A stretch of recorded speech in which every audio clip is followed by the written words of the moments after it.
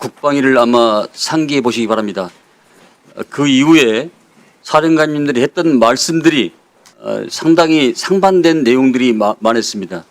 또 검찰 공소장에 이미 적시된 내용을 여기서 발언을 안 한다는 건 굉장히 소극적이고 이중의 소지도 있습니다. 이건 강력히 대처할 것입니다. 여러분들 차제에 이런 내용이 있으면은 장군답게 국민 앞에 사죄하고 다시는 역사에 이런 일이 없다는 그런 자세로 임해 주시기 바랍니다. 이어서 김성원 의원 말씀해 주십시오. 우선 곽종근 전 사령관 발언대로 좀 나와주시겠습니까? 여기서는 태도가 특수전 사령관입니다. 발언대로 좀 나와주시겠습니까? 우측으로 전혀 안 보여서 부탁을 드립니다.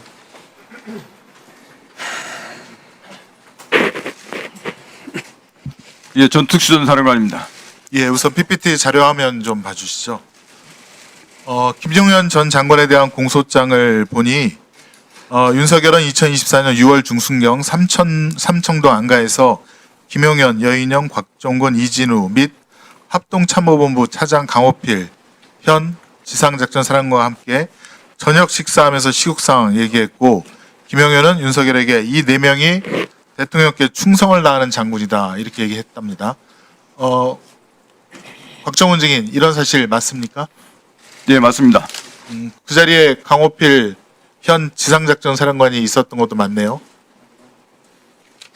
예, 같이 있었습니다. 다음 자료 화면입니다. 계속하여 윤석열은 김용현에게 지금 만약 비상계엄을 하게 되면 병력 동원을 어떻게 할 수 있느냐라고 물으니 김용현은 병력 동원과 관련해서 수도권에 있는 부대들에서 약 2, 3만 명 정도 동원이 되어야 될 것 같다라고 했습니다. 수도권 부대 2, 3만 명 동원은 여기 앉아있는 지작사령관 강호필의 지휘 혹은 동의 없이는 움직일 수 없는 거죠.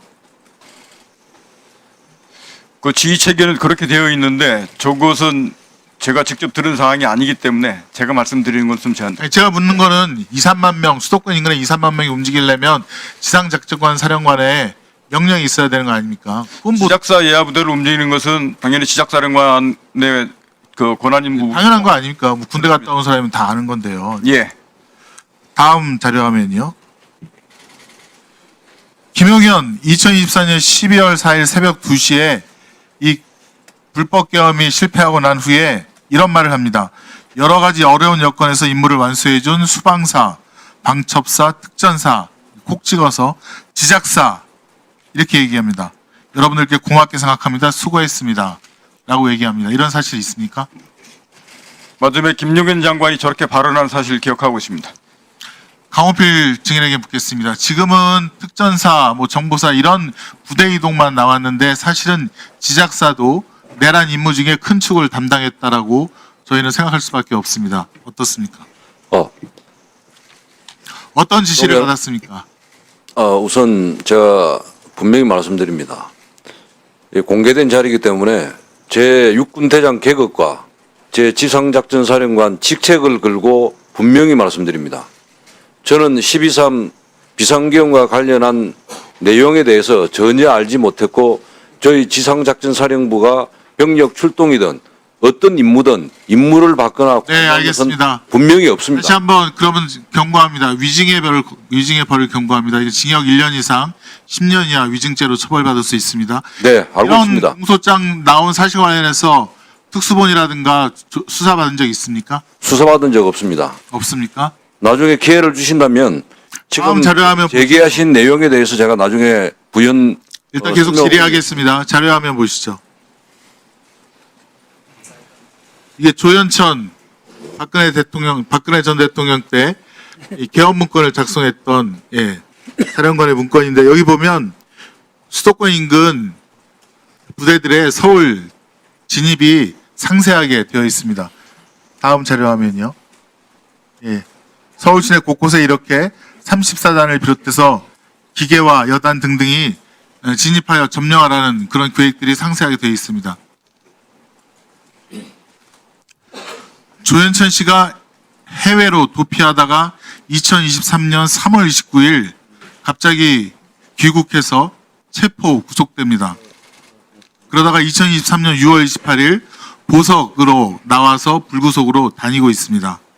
그리고 2024년 2월 1일, 2월 21일 이 내란 예비 음모에 대해서 검찰에서 무혐의를 받게 됩니다.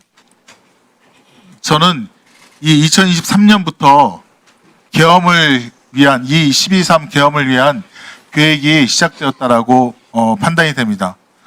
또 하나 가관인 것은 2023년 5월달 구속되어 있는 조현천에게 연금 2억 원이 지급이 됩니다. 지금 김영현 장관 연금 받으려고 신청한 거랑 너무 똑같지 않습니까? 왜 이런 일이 계속 반복되죠? 그리고 조현천 계엄 문건에는 발포 계획까지 있다고 합니다. 자, 그럼 강홍필 증인에게 계속해서 묻겠습니다. 네. 12월 4일자 KBS 보도에 의하면 고양시에 위치한 구사단 백마부대입니다. 네. 2017년 조현천 계엄 문건 때 34단입니다. 네. 그때도 출동하라고 다 계획이 짜여져 있는데요.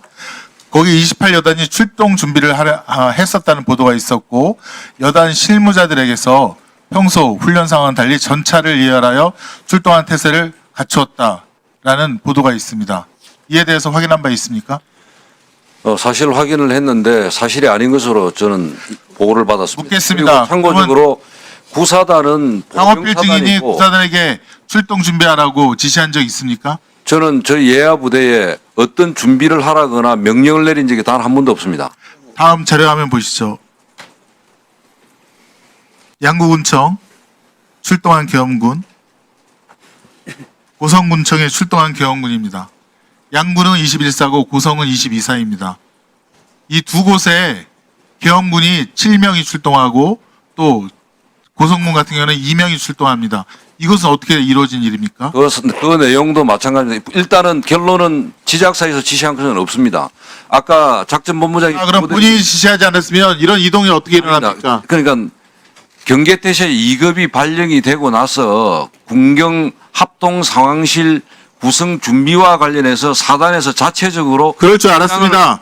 자, 확인한 것입니다.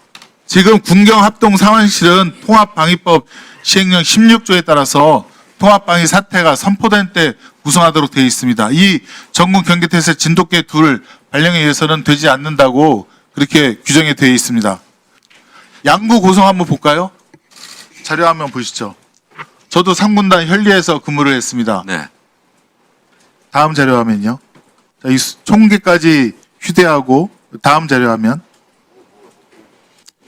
이 사실 21사, 22사가 사실은 월북, 월남의 주된 이동 경로입니다. 다 알죠. 옛날에 정동진 잠수선 침투했을 때 다 이 경로로 해서 다 월북한 거 아닙니까? 네. 왜 이런 22사가 왜 그 군성에 들어가서 CCTV를 장악하려고 했는지. 의원님, 저 부대대로 활동은 제가 다 확인을 했는데 분명한 사실은 비상계엄과 관련해서 활동한 것이 아닙니다. 아니고 그러면 화천, 인제, 철원 다 전방에 있는 부대들이고 지작사 반환인데 왜 양구랑 고성만 출동을 한 것입니까? 그 부대들이 양구는 왜 출동을 안 했어요?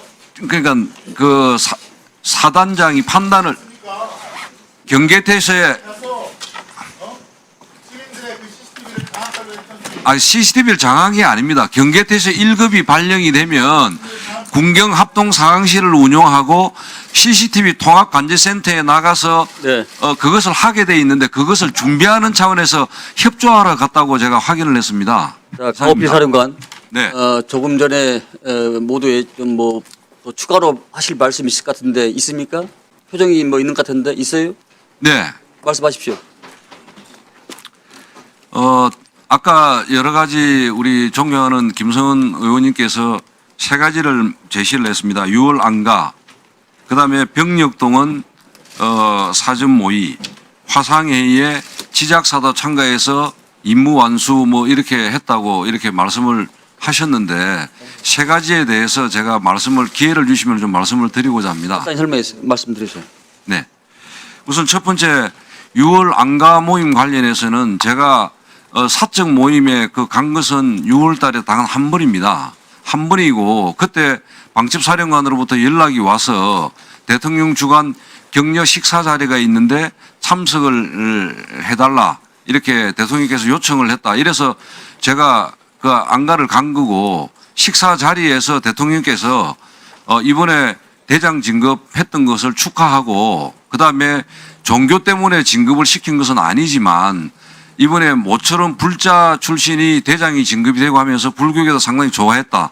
이런 이야기를 격려 진급 축하하는 그런 이야기 플러스 그 자기 당신의 검사 시절에 일하던 주로 사적인 그런 이야기들을 주로 하면서 대통령님께서 주로 거의 거의 전체의 한 8, 90% 이야기를 했고 저희들은 식사하면서 뭐 주는 술 먹고 이렇게 말 그대로 술자리였습니다. 그렇게 무거운 이야기를 하는 거나 그런 것은 아니었고 그다음에 충성을 다하는 장군이라고 했다는 사실은 저는 사실 개인적으로는 기억을 하지 못합니다. 그러나 그 말은 이 군인들이 각자 맡은 직책에서 최선을 다하고 있고 국군 통수권자한테 충성을 다한다 이런 의미로 이렇게 이야기한 것으로 저는 공소장에 나와 있는 걸 보고 그렇게 이해를 했습니다. 두 번째는 병력 동원과 관련해서는 아까 제가 말씀드렸지만은 제가 분명히 여기서 말씀드릴 수 있는 것은 제 계급과 제 직책을 걸고 제 군생활에 저의 개인적인 명예를 걸고 여기서 분명히 말씀드립니다. 12.3 비상계엄과 관련해서 전혀 저는 알지를 못했고 저희 지작사에게 임무를 주었거나 병력 출동 임무를 주었거나 어떤 임무든 역할을 하라고 저는 지시받은 사실이 없습니다. 만약에 그런 사실이 있었다면 지금 한 달 반 정도가 지났는데 지작사 이하의 저희 부대원들이 웬만한 사항은 다 알고 제보를 했을 겁니다. 없습니다. 그 다음에 화상회의 문제도 마찬가지입니다. 최초의 12월 3일 날 첫 화상회의 때는 저는 사실 공간에 그 당시에 있었고 보고를 받고 그때 공간에서 보고를 받고 부대로 들어올 준비를 하고 있었고 저희 지작사는 참석도 안 했습니다. 거기 합참에서 보고한 것처럼 기계획대에 있는 대로 이 부대들을 어떻게 하라고 첫 화상회의도 지시를 했습니다. 그 다음에 저희는 들어와서 전방에 접촉 지역의 대비태세 유지하고 북한군 동향 파악하고 제대별로 위기 조치 체계 가동 이런 것들을 확인한다고 정신이 없었습니다. 네. 그러다가 마지막에 네. 갑자기 합참에서 통제해가지고 자. 화상회의 참석하라 했는데 사실은 VTC만 연결해놓고 1시간 동안 대기를 하고 있었습니다. 네, 이제 그만하시고요. 사령관께서 지구작전 사령관을 하지는 안 했습니까? 했잖아요. 말씀을